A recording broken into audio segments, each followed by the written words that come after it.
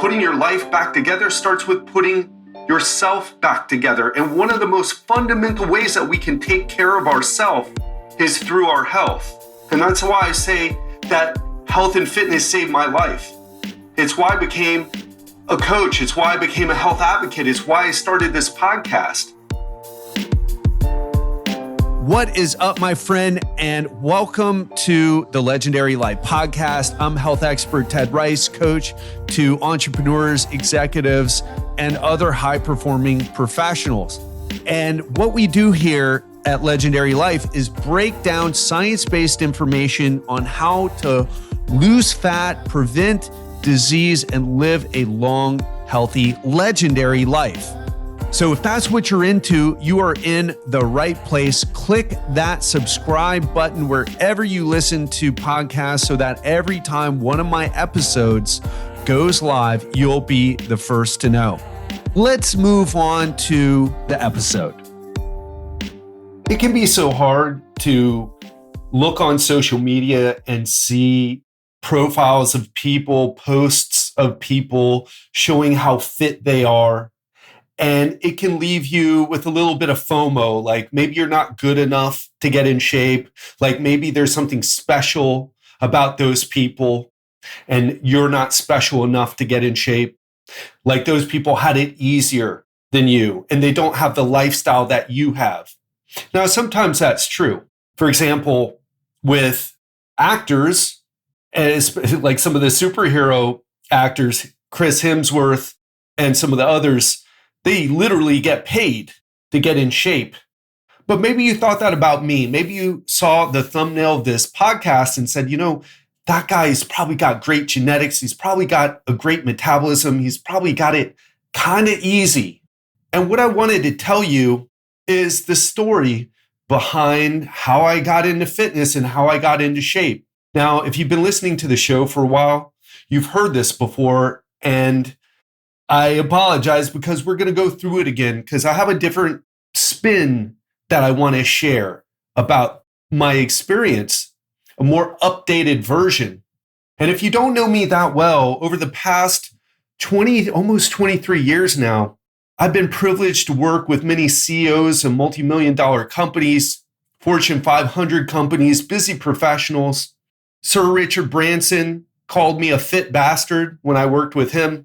Robert Downey Jr., before his first Iron movie, worked with me when he spent time in Miami Beach. Ricky Martin, I forget exactly how long ago I trained Ricky, but before a tour, I helped get him in shape. And that's how a lot of people initially knew me. The celebrity to the rich, a celebrity trainer to the rich and famous. And more recently, I've been able to interview some of the greatest minds on health, fitness, wellness, longevity, personal growth on my podcast. And it might lead you to believe like, well, this is a guy who's, wow, he worked with celebrities. I mean, I don't even know any celebrities. Quite possibly you don't, even if you're very successful financially. And you may think, well, this guy has obviously had a very privileged life. But unfortunately, the truth behind how I got started is not so pretty. And people think like, hey, it must have been easy. You probably played a sport in high school. You're probably part of the popular kids, part of the jocks. Maybe you were on the football team or the basketball team. And the reality is, I was a rebel in high school.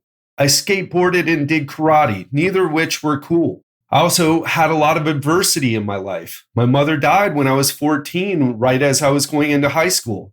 I ran away from home. My parents were alcoholics. And that was my dad and my stepmother. My biological mother had a severe mental illness and had to be institutionalized at times. Then, as many of you know, my brother was kidnapped and murdered when I was 19, and he was just a 9-year-old boy. Terrible story. I'm not going to go into the details, but if you haven't read about it, Google Jimmy Rice, JIMMYRYCE, my last name. And what a lot of people don't know is how I got into fitness was to deal with the tragedies. After my brother was murdered, especially, I was left adrift, not knowing what to do with myself. I dropped out of school. I was studying neuroscience or wanted to study neuroscience. I had just begun my time in college. I had no degree, no experience really. I worked in an orchid nursery. And most importantly, I had no hope. I was so broken because of what I'd been through. My whole family was broken. And I mean, in every way possible, physically, emotionally, spiritually, financially. I didn't have any money. All the things that I believed about the world, the good things, were all shattered. And I was in a deep, deep depression. And what got me out of it was focusing on my health. I started to make a really simple connection. Luckily, I had been involved in sports, like I was skateboarding and doing karate, although I never took it seriously, and drank alcohol and smoked marijuana as much as I exercised. But I remembered like I had some connection there, like, oh, well, this is something that I felt fun doing. I felt like I had a good time doing. And in high school, I also took gym as an elective. But I did it to meet women and to feel less like a loser. That's how I started in fitness. And then now I revisited it after my brother's murder as a way to put my life back together, because putting your life back together starts with putting yourself back together. And one of the most fundamental ways that we can take care of ourselves is through our health. And that's why I say that health and fitness saved my life. It's why I became a coach. It's why I became a health advocate. It's why I started this podcast. And soon after, I became that fitness and health coach in Miami Beach, spending hours in the gym each day, training myself, training my clients. Always brings me back to that thing that Tony Robbins says, motion creates emotion. And kind of interestingly, I was just listening to a podcast earlier, Andrew Huberman, a neuroscientist at Stanford School of Medicine.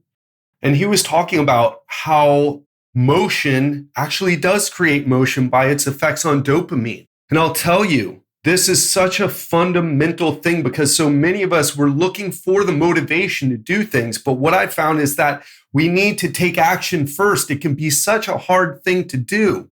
But that's why I come here every week on this podcast to help you make those shifts. Now, some of you are already exercising and some of you aren't.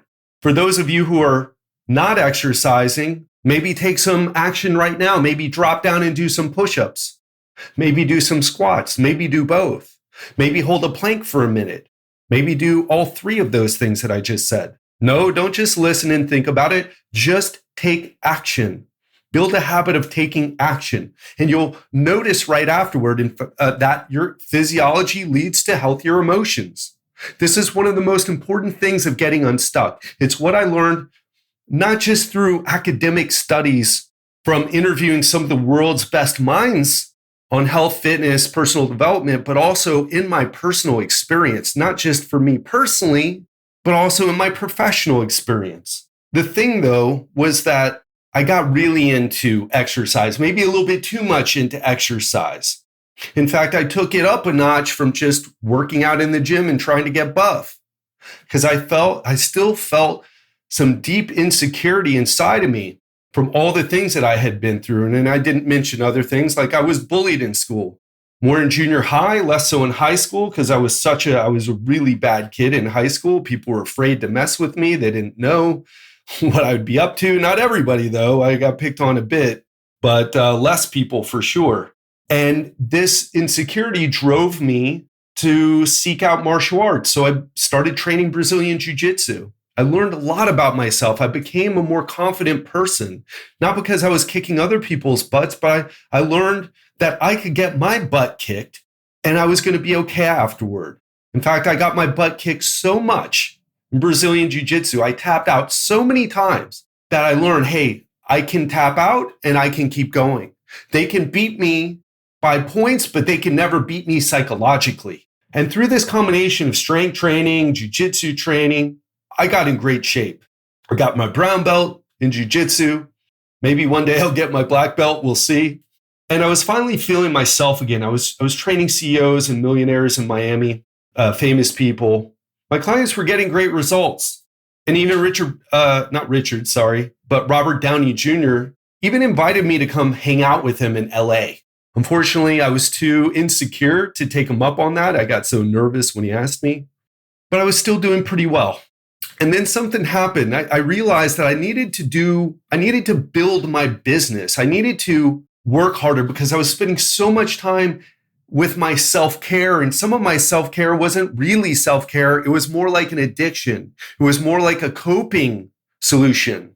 And I've talked about coping so much on this podcast. I've talked about the two ways of coping. One, solving your problem. For example, if you don't, I'll just use my personal example. I really wanted to have a more successful business. I wanted to make more of an impact in people's lives, but I didn't know how to do that. And I wasn't successful at it, at least not at that time. And to deal with my frustration, I just went and worked out. But that's not solving the problem. That's emotional coping. These two ways of coping. Either you're solving the problem, you're struggling with your business, you're frustrated because it's not growing. Well, the answer is to stay with that and to find a solution. Well, I know that now at 44 years old, but at 24 years old, at 26 years old, at 28 years old, actually, I started Brazilian Jiu-Jitsu when I was 28. So it was in my late 20s and early 30s that I'm talking about now, even though I had some frustration in my earlier 20s as well. But I knew I had to do something different. And so I finally made that shift over to, okay, I need to stop working out so much. My joints are aching. I'm having trouble sleeping. I mean, I'm ripped, but I'm starting to feel worse. I'm starting to break down. And on top of that, my business, I'm taking too much time to train, and I'm not spending enough time growing my business. And you may relate to this. Maybe you weren't doing jiu-jitsu, but maybe you've been putting more time on your business or growing your career, growing your business, getting your executive MBA, having kids. Maybe it's more relationships that have added some challenge to your life to get in shape, some obstacles to getting in shape. You had a family, you have a newborn, not sleeping well. So I knew I needed to change something. One of the things that I didn't realize then that I now know looking back is I had too many negative thoughts about myself and about how to get in shape. I also had a lot of bad beliefs, incorrect beliefs. Bad's not a good enough word or accurate enough word. They were incorrect. I had a low sex drive. I thought it was because of my age, but I was in my early 30s. That didn't make any sense. I thought it was maybe I hurt myself with all the partying I did in Miami Beach. I mean, hey, I was training rich people and club owners, restaurant owners, celebrities. I've taken shots of Patron with Russell Simmons. I've had a conversation with Gary Busey over dinner at the Forge restaurant in Miami Beach. Don't even know if that's there anymore, but a very famous restaurant. And I thought maybe all that partying had done something to me. I mean, it makes sense, right? That can't be healthy. And certainly it wasn't. And I believe that I needed to eat a very low carb diet. I was crazy with my diet, crazy strict. And I thought like, okay, if I did short, crazy workouts, intense workouts, that I didn't need to do longer workouts because it was really about, how hard I could go. And what I did in between my workouts didn't really matter. So if I laid around, that was fine because in fact, I didn't want to get up that much because if I moved around too much in between workouts, I would be burning off muscle. So I better stay on the couch. And as I began to back off the workout schedule with weights and BJJ and started doing more of the things that I'm talking about here, eating low carb and doing the short, intense workouts, I got fatter.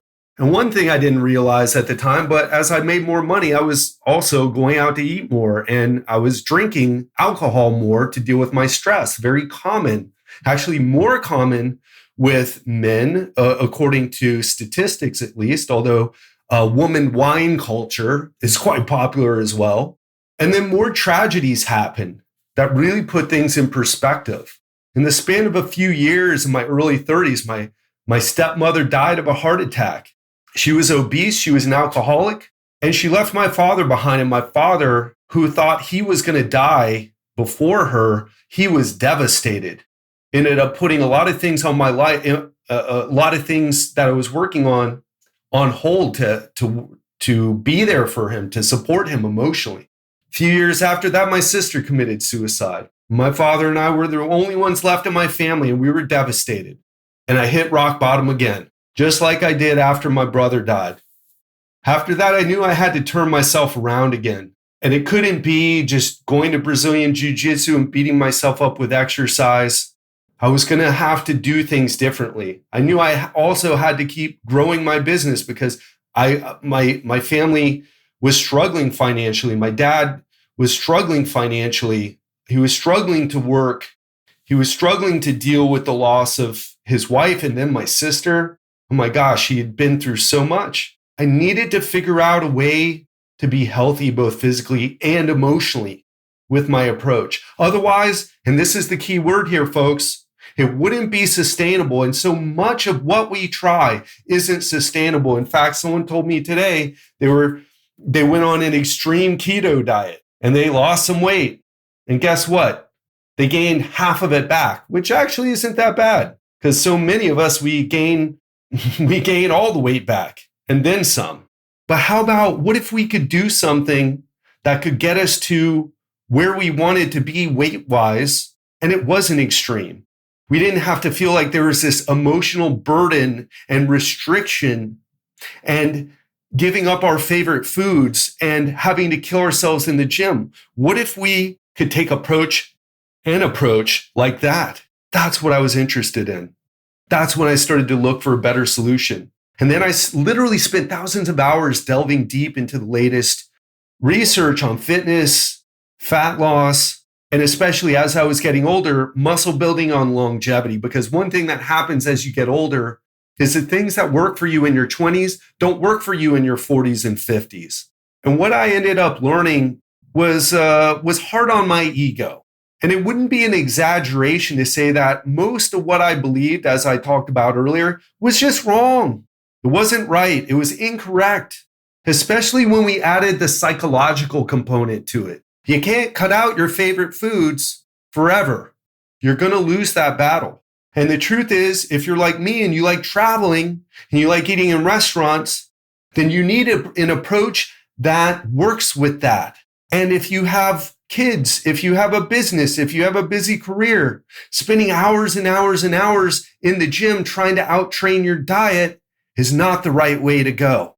And the last thing is that if you want to get into great shape, you also don't want to make sure that you have to take away from your relationships and your business or career to do it. Everything should be synergistic. Now, of course, there's some sacrifices involved, but everything should get better. And I know that seems like a lot to ask for, but I think that's what we should ask for. In fact, my clients end up making more money. Their relationships get better as they take care of their health. And one of the things that we learned is that self-care or exercise or taking care of your health is not something you do after your to-do list is all checked off. It needs to be on your to-do list. Oh, well, that sounds good, Ted, but that's a nice thing to say, but that's not reality. Well, here's some reality for you. Getting sick will force you to take time off. Having your first heart attack will force you to take time off. Coming down with a diabetes diagnosis will force you to take time off from your family, from your work, from your career, from your goals in life, from the things that you want to do. Because I want to tell you here, even if you have a lot of aches and pains, there's a way to get in shape. I'm in pain every day, unfortunately, from some of my mistakes from weightlifting and training jiu-jitsu so hard. But guess what? I know how to work around it. There are ways to work around it. There are ways to get the energy back that you felt when you were younger. There's a way to feel 10 years younger. Everyone thinks I'm 10 years younger, and I feel better than 20 years ago. Well, let's not say I do actually feel better than 20 years ago, but let's say in every way, except for the hair on my head, I feel better than I did at 30, 14 years ago. I also learned that I can do it and run a successful business and enjoy my life, do fun things, have great relationships. You don't have to give those things up. And some of the things that I'll talk about more in the near future is I've tried some extreme diets. One thing I tried before I tried the extreme dieting approach was I tried to outtrain my diet.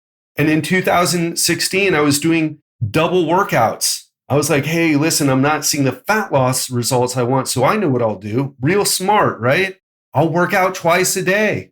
Guess what? I suffered the most catastrophic injury I've ever had in my life. I had a herniated disc. I could not walk, literally could not walk. This isn't an exaggeration. This is like, oh, you could walk, but you're kind of limping. No, I could not walk for 2 months. I went to therapy every day after I injured myself, worked trying to do 2-a-days. I would drag my left leg and then I would have to lay on the ground. I would literally lay on the floor in the elevator on the way to the physical rehabilitation center that I was going to. And people would, hey, are you okay, man? I'm like, yeah, I'm all right. But I had to get myself there somehow. Let me tell you that took away from my business. Couldn't even work for months. And then when my clients saw me, I was still limping. I was dragging my left leg. I couldn't even walk right. That was at the end of 2016. And guess what? I'm still dealing with it now. All because of that stupid idea that I had and took action on to work out twice a day. Luckily, most of you don't have time to do it. That's an example of working hard, but not smart. An extreme example, but a good one, I think. And after that, I realized, now I got to deal with my nutrition. But since I was such an idiot, I tried some extreme approaches. Ended up in the emergency room one night with panic attacks. And what I learned was some people get panic attacks when they drop their carbs too low. Might have something to do with the serotonin, carbohydrates creating serotonin in your brain. Nobody was really quite sure what had happened, but I was having panic attacks. It was horrible. Cost me money, cost me time from my work. Hopefully you're not making dumb decisions like me, but I want to bring you back to what we talked about initially. If you've ever looked at me and said, oh man, that guy has it easy. He figured it out. It's easy. He's had this going for him. He's probably always looked like that. These are some of the things that I haven't talked about, don't talk about as much. Guess what? You think I do extreme approaches with my clients? No. Do you think I tell them to work out twice a day? No. And if they bring it up, I tell them this story. I don't say, hey, it doesn't mean it's going to happen to you. But what I am saying is a bad idea, and it doesn't have to be there that way. There is something in between what you're doing now and that extreme approach, something in between, something that a lot of high performers don't like, unfortunately, but a more moderate approach that gives you great results, but you got to be more patient and you got to be smarter. You know, I eventually hired a coach to help me in 2019, and I've been a coach for a long time.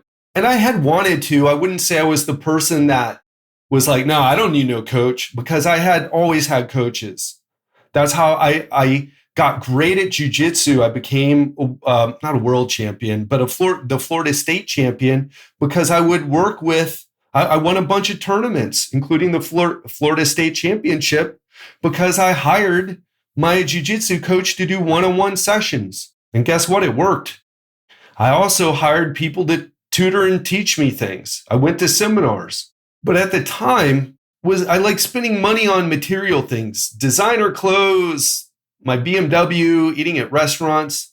And I used to say I just didn't have the money to hire a coach to get me to the next level. But in 2019, I took the plunge. I made the decision and took the plunge, made it happen, got into the best shape of my life that I've ever been in up until that time. I got in better shape afterwards.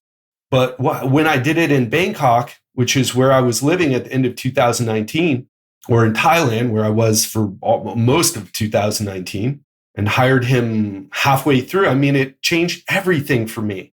And I kind of, at that point, I already even knew what to do, but I was having trouble because I was in Thailand and I didn't know how to get in shape. I knew how to get in shape when I was in America, and I went shopping at Whole Foods and Publix, which is the market, the supermarket that we have down in Florida.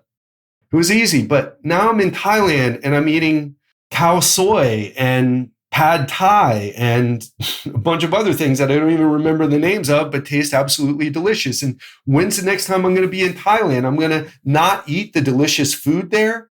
the mango and sticky rice, just because I'm trying to get lean. I wanted to do it all. I thought there was a way to do it, and my coach actually helped me do it. And what I realized was there were kind of 4 rules to making this work, and I want to share them with you.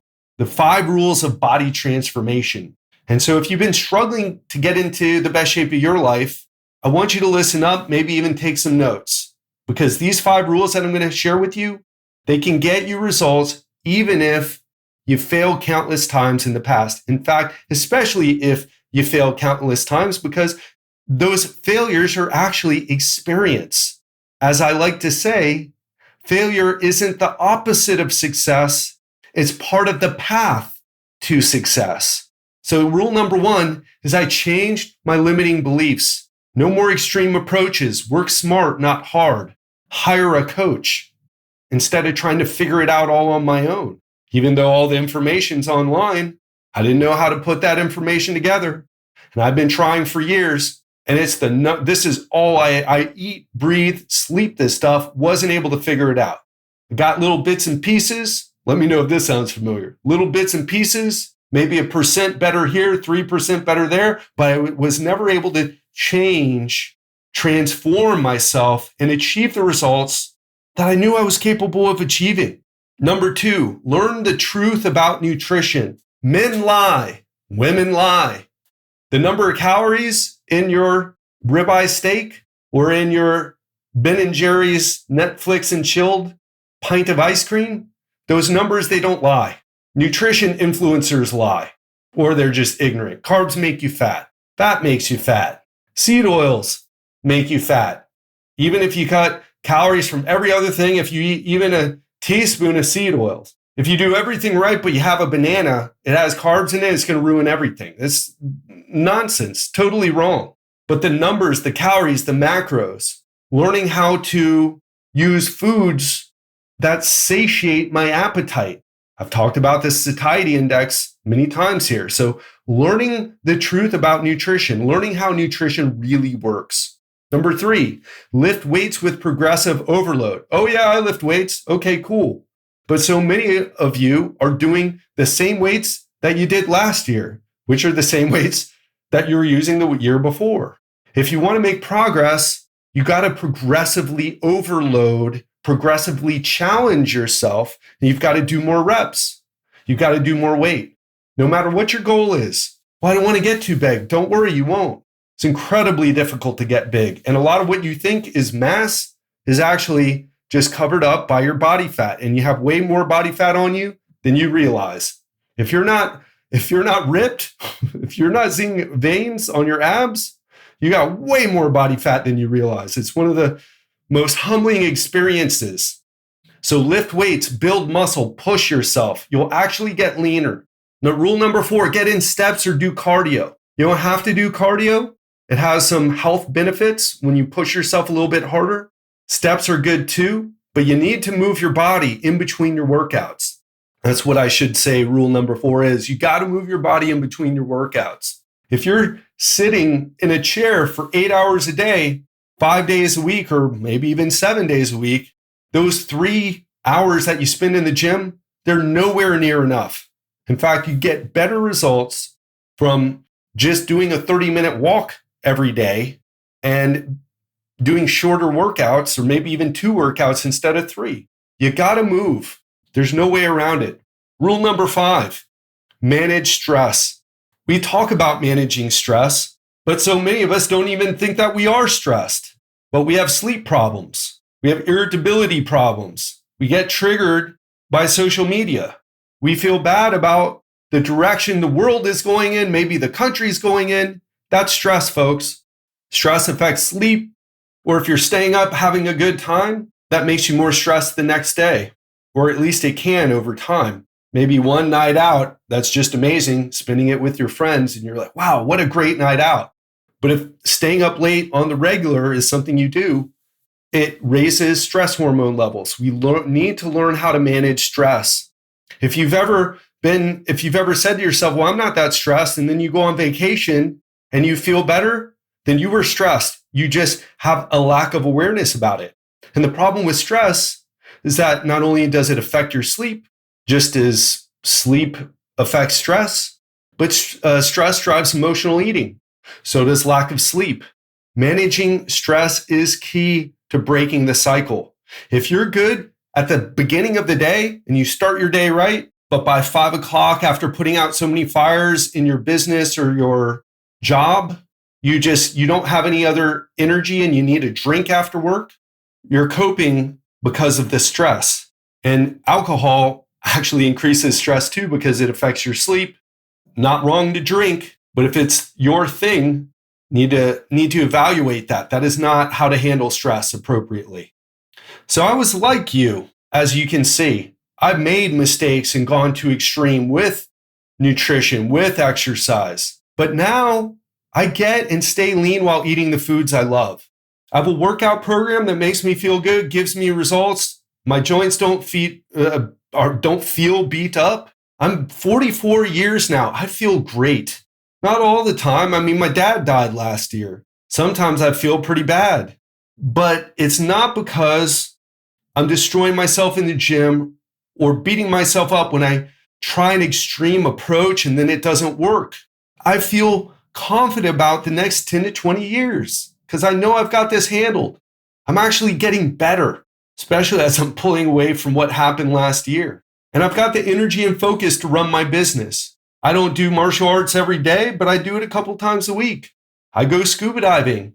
I started taking up kite surfing in Brazil, although I'll tell you, it's a little bit more of an extreme sport than I realized. And I'm most importantly showing up for the people that I love in my life. And I wish someone told me this 20 years ago. It's one of the reasons why I'm so passionate about what I do now. I wish someone told me calories matter the most for fat loss. And tracking calories is the best way to lose fat while eating what you want. You don't always have to track, but you got to get some idea of what you're eating because right now you have no idea how many calories were in the last meal. Was it 1,500? You don't know. Was it 500? You don't know. Was it 700? You have no idea. How many grams of protein you eat every day is super important for fat loss and looking your best. People told me protein was important, but I thought that meant steak and protein powder.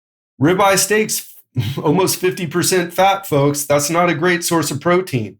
Another thing I wish someone told me is learning what foods help with hunger is crucial because you know what? The calories in, calories out thing, that's the mechanism through which fat loss happens. But the way it shows up for us, the way it shows up for me and you is in hunger. You need to know how to handle your appetite. And if you don't know that certain foods like croissants are terrible for satiating your hunger, but foods like potatoes are great for hunger. And I didn't say French fries and I didn't say potato chips, but say baked potato with some salt and pepper, maybe a little bit of butter, a little bit of olive oil, whatever you're into. They're great for hunger. And resistance training with progressive overload is key to getting a lean and muscular body. It's not about doing the cool workout. You don't need the fancy drop sets or shoulder trisets or any of that nonsense. You need to make sure that you're lifting more weight or doing more reps and or lifting more weight over time with the exercises that you're doing. And how do you do that? Well, you track your workouts. I hope you're seeing a key here, tracking your nutrition, tracking your workouts. I tracked my workout today. It's one of the most powerful things you can do. I wish someone told me, hey, improve your sleep quality, fix your sleep because it's going to make it so much easier to have the energy you need and to avoid cravings. And tracking your sleep with an Oura Ring, if you're really struggling, can change the game for you. And I've got my Oura Ring on right now. I wear it every day and every night. Only take it off to charge it. It tracks my steps during the day. It tells me what my resting heart rate is and how I slept the night before during the night. Also, dealing with emotional issues is crucial. I don't want to go too deep with this, but this is really the key. So much of what we do is coping for something that happened to us many, many years ago. And we think we're in the driver's seat, but it's really the unconscious. And working on these with cognitive behavioral therapy, breath work, There are many other things. I had a conversation today with a friend of mine who came back from 6 days in the jungles of Peru drinking ayahuasca. It's not that ayahuasca is the thing to do. In fact, for most people, I don't think it's appropriate at all. But what is appropriate is to deal with the deeper issues, because emotions get stuck within us. That's why you get triggered so easily. That's why you get so angry at yourself when you can be successful in making money, but for some reason trying to handle your health, you're not successful and you think you're a loser. And it makes you question if you're a winner in other areas of your life, because if you can't win with your health, I mean, is it success in other areas of your life, or is it even real? I had a client share that with me once. It was really enlightening to hear that.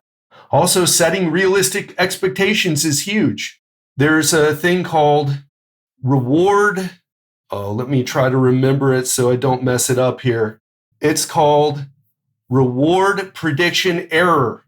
We'll talk about this on another podcast, but basically it's if you have an expectation about what the weight on the scale should be before you step on it, and then you see that it's higher because there is some natural fluctuation up and down with a fat loss journey. It looks more like a stock market going up and down, hopefully, trending down. But even with the trend down, it sometimes is hard to deal with.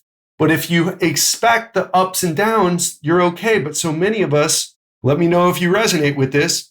You step on after doing quote unquote everything right. And maybe you were doing everything right. But guess what? You still have some fluctuation. And then you're like, you get a case of the fuck it's. Like, fuck this.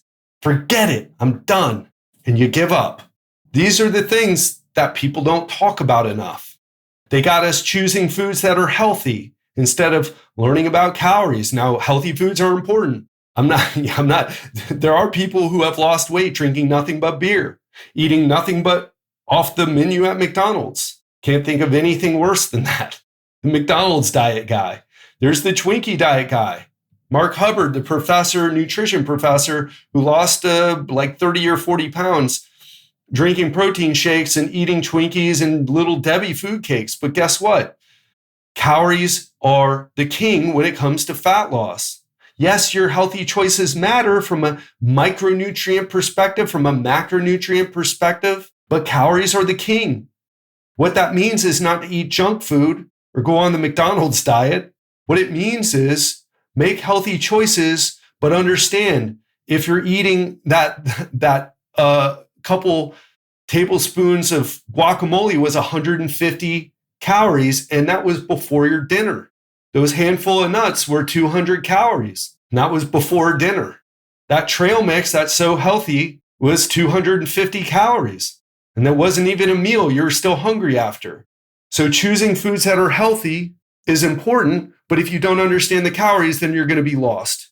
And you're going to be like, I do everything right. I eat healthy foods, and yet I'm still not losing weight. There must be something wrong with my metabolism, my hormones, my age, pre-menopause, post-menopause, low testosterone. The list goes on. It's none of those things, folks. And working too hard in the gym, thinking that you can out-train your diet, it's not going to happen. You're not burning as many calories as you think in the gym. Thinking that stress and sleep don't matter that much. Not saying you can't lose body fat if you're a bit stressed and sleep deprived. I was sleep deprived in Bangkok when I got super lean, but I wasn't that stressed. I was having a good time. I just happened to be taking calls at weird hours, but I was loving life. And buying expensive supplements, thinking that there's some supplement that if you just take the supplement, it's going to make things change. Doesn't exist. I've experimented with more supplements than you have. I guarantee it. There's no way you could out-supplement me. I still take a lot of supplements, but they're for a health perspective, not and like an optimization perspective. I know none of them are going to help me lose fat. Following gurus and influencers and the trendiest things. I'll tell you a secret, the more popular someone is, the more likely that what they're teaching is not right, because you know what they're good at? Marketing. Oh, but they got some great weight loss results. Yeah, okay. That's easy. Give someone a cabbage soup diet. They're going to lose weight. make them eat nothing and make them get rid of all the carbs in their life. So they're just eating cauliflower and being sad. They'll lose a lot of weight. They won't keep it off though, unless they stay that way for the rest of their life. So listen, what I'm trying to say here is that after all the things that happened to me, after all the roads that I went down, I still was successful. I still came out of it better than I went in. I wish I had someone like me setting me straight. And that's part of what I do here. Because there's other things I could do, folks. I could be in sales for a high-ticket business coaching program for personal trainers. I could sell that so easily, and I would make money, and I would never have to do any podcasts. Wouldn't even have to find the clients. There's so many businesses online that are doing well, and they need salespeople. In fact, that's what I would do if I weren't doing this. I would make a couple of make six figures, mid six figures, selling things, and not worrying about trying to change lives. But I'm here because I want to change your life, because I know you can do it. And the best part is you don't need to go through what I went through, and you don't need to do it alone. You can save yourself 20 years of trial and error and work with someone that's coached people like you and already know how to get you there in a smarter and faster way, because you don't want to spend another decade trying to figure this out on your own. Especially if you're a high achiever, you got better things to do. You've got kids to spend time with, husband or wife, girlfriend or boyfriend. And I don't want you to have another summer not feeling confident in your own skin and taking your shirt off at the pool, getting into your bathing suit, because it doesn't need to be that way. And I'll tell you, most of all, you owe it to your family and your loved ones to get in shape. We say we do everything. I talk to people, they say, I do everything for my kids. I put them in private school. I take them to sports. It's like, yeah. And you know what you're telling them? You know what you're really showing them? You're showing them that mommy and daddy care a lot about you, but we don't care enough about ourselves, and we don't take care of ourselves. And you know what they're going to grow up to do? They're going to grow up and do the same thing. They're going to pay for their kids and do everything for their kids as their health falls apart. And the cycle is going to be repeated over and over and over. And I want to tell you something else. Sometimes we wonder, is all this work, all this, oh gosh, thinking about getting in shape, it's just so frustrating. It's just, is it really worth it? It is the number one thing that I've done in my life that I'm pleased about. I've had business success. I've had success with, many different things, many different achievements, working with some of the coolest people in the world, interviewing, having a top-rated podcast, all these things. But you know what? Focusing on my health, knowing that I'm looking forward to the next decade because it's going to be amazing, because I'm going to have the ability to do all the things that I want to do. And I'm not going to be spending time in the doctor's office any more than I would need to. It's just incredible. Trust me, it's the best feeling in the world, because something that happens to us as we get older, tell me if you don't resonate with this, you start to feel like, I'm over the hill. I'm just a fat, if you're like me, balder version of the person I used to be. I used to feel that way. Now I don't. I still feel balder, if I'm honest. I'm like, whoa, the hairline keeps disappearing. But you know what? I look in the mirror, I'm like, man, I look great. I feel great. And I can't control my hairline, but I can control how I take care of my body, and you can too. So if you want proven results like what I'm talking about here, there's something that I want to offer you. And I want to tell you this because some people have said in the past, I don't like it when you talk about the coaching. Look, there's no pressure here. You're putting the pressure on yourself, and it's okay. You're like, just tell yourself you don't want to do it and you're not going to do it, and that's okay. But there are people, realize, who end up working with me and it changes their life. So it's my job to put it in front of you. It's your job to take it or not. Simple as that. So over the next 3 days, I have personally set aside some time to talk to you to see if we can help you further. We're opening up the coaching again after being shut down for a long time. And we're going to roughly talk 60 minutes, map out an action plan for you to reach your goals, to fix your lifestyle, decrease your stress, improve your sleep, and use the systems we talked about today to upgrade your health, to create a leaner, stronger, and even younger body for the next 10 years and to do it sustainably. And I want to be clear about who this is for and who this isn't for. If you are so stressed out of your mind, if you're not currently taking action, if you're not exercising, if you don't believe that you can do it, this isn't for you. This is for people who are already taking action. You're in the gym, you're working hard, you're trying different things. You need to be in motion already. Because if you're in motion, I can direct you the right way to get better results. But that initial inertia, you need to have overcome on your own. And together, we can create a transformation.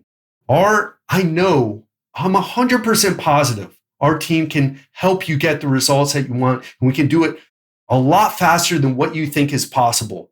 And if I think that you're a person who would be good for this offer, for my coaching, in other words, I'll make that invitation for you. And of course, there's no pressure to do this. And if you're not right, I hope you know this from listening to this podcast. If I don't think you're right for what I do, because you thought, oh yeah, no, I'd be perfect. And then you show up and I literally had someone driving in their car with their kid yelling next to them on one of these calls. Do you think I invited them into the program? No, I did not.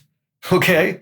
I said, listen, I really think you need to work on some things and do some things on your own. And, I gave her better advice than what I'm saying now. But I told her, I don't think you have it in you right now to do this. It's work. So you got to want this. And if you do want it and you resonate with what I've shared with you today, go to www.legendarylifeprogram.com/apply. That's www.legendarylifeprogram.com/apply. Again, it's open for the next 3 days. I've got limited spots. And I want to say one more time, you must be fully open to changing your current approach and possess the courage to embrace a better way to transform not just your body, but your health and just maybe even your life. You've got to be sick and tired of being out of shape and stressed and 100% committed to doing what it takes to change now. You got to be ready to make you a priority in your life. You've got to want this, actually want this, because we find most people want the reward, but not the sacrifice. And this is work. I can accelerate your results, but you've got to be committed to hitting your goals every week. If that sounds like you, if you're a high performer, then let's talk. legendarylifeprogram.com/apply. All right, that is it. I hope you enjoyed today. And again, if you resonate with what we talked about today and you've seen some of the before and afters, I want to talk to you. So select your call time, complete the application form, show up for the call, and let the magic happen. Have an amazing week, and I'll speak to you soon.